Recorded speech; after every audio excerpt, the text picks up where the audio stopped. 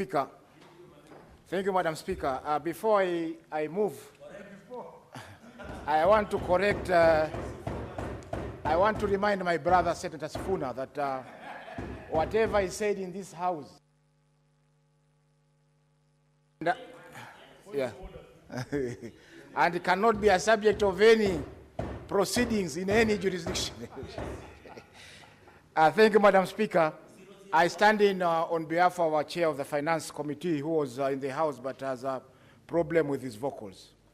Madam Speaker, I beg to move that the following motion, that the Senate adopts the report of the Standing Committee on Finance and Budget on the county government's equitable share cash disbursement schedule for the financial year 2025-2026, laid on the table of the Senate on Wednesday, 24th of September 2025, and that pursuant to Section 17(7) of the Public Finance Management Act and Standing Order number 189.3, the Senate approves the equitable share cash disbursement schedule for the financial year 2025-2026.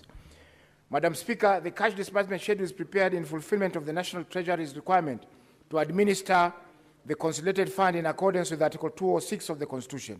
The Treasury is required to pay from the Exchequer account without undue delay all amounts that are payable for public services. Madam Speaker, Section 17(6) of the Public Finance Management Act, Chapter 412A, provides that the National Treasury shall, at the beginning of every month and not later than 15th day of the commencement of the month, disburse monies to county governments for the expenditure of the following month. It is from this legal provision that the disbursement schedule is presented to the House for approval. This schedule is usually prepared by the National Treasury in consultation with the Intergovernmental Budget and Economic Forum, Economic Council, IBEC. Madam Speaker, the disbursement schedule was forwarded for approval to this House on 4th of September, and this was following the enactment of the County Allocation of Revenue Act, CARA, 2025, which was assented to on the 13th of August, 2025, and given commencement date of 2nd September, 2025. It is critical to note that the passage of the Division of Revenue and subsequently the County Allocation of Revenue Bill paves the way for the preparation of the disbursement schedules. Madam Speaker, the committee had critical consideration of the draft disbursement schedule as presented to the House. It is worth noting that allocation in the schedule is based on the amount of 415 billion shared among the 47 counties as contained in the County Allocation of Revenue Act 2025. This disbursement to each county is exclusively scheduled to be made on the 15th of each month, from the 15th of July 2025 to the 15th of June 2026. This means the amount spread across 12 months of the financial year 2025-2026.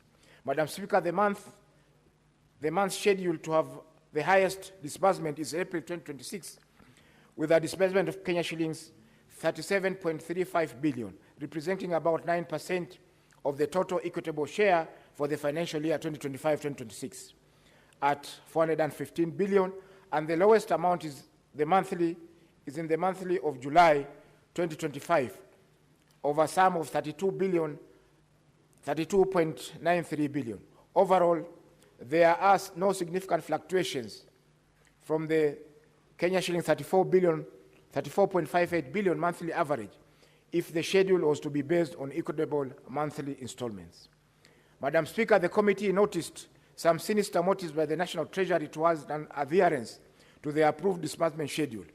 National Treasury indicates that the monthly transfers as proposed in the schedule shall be based on the performance of the revenue raised by the national government.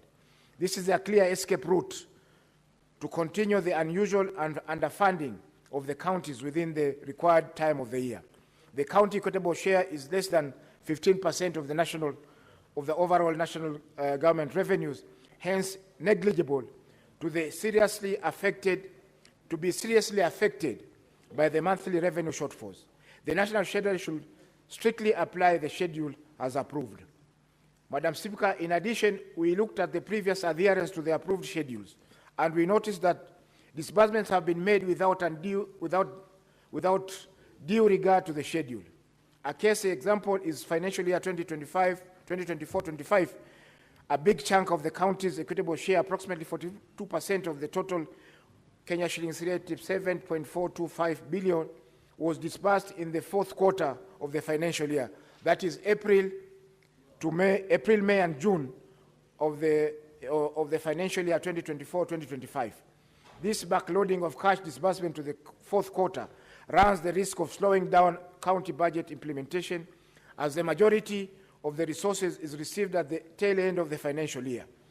This is against the spirit of Article 203(1)(j) of the Constitution that requires revenue to counties to be stable and predictable. Madam Speaker, for the counties to implement the budget smoothly and offer the required services to the people, the cash flow predictability is very critical. I call upon the National Treasury to strictly adhere to the approved schedules to avoid distortions of programs at our counties. Madam Speaker, the committee further observed that non-adherence to the disbursement schedule is against constitutional requirement in Article 219 of the Constitution, where the county's share of revenue raised nationally shall be transferred without undue delay or deductions. I truly believe that this is a legal safeguard to devolution. Any attempt by the National Treasury to contravene this provision by circumventing the disbursement as provided in the schedule should be called out strongly. Madam Speaker, having said that, I wish to appreciate members of the Committee of Finance and Budget for their commitment and dedication to complete the task. I further appreciate the Office of the Speaker and the Office of the Clerk for facilitating the committee in executing this mandate. Madam Speaker, finally, I request that the Senators to agree with the committee's recommendation that the county government's equitable share cash disbursement scheduled for the financial year 2025-2026 laid on the table of the Senate on 23rd of September 2025 be approved. I thank you, Madam Speaker. And I invite the Majority Whip, Senator Boni Khalwale, who is a senior member of the committee, to second this motion. Thank you. Senator Khalwale. Thank you, Mr. Speaker. Madam Speaker, may I set the record straight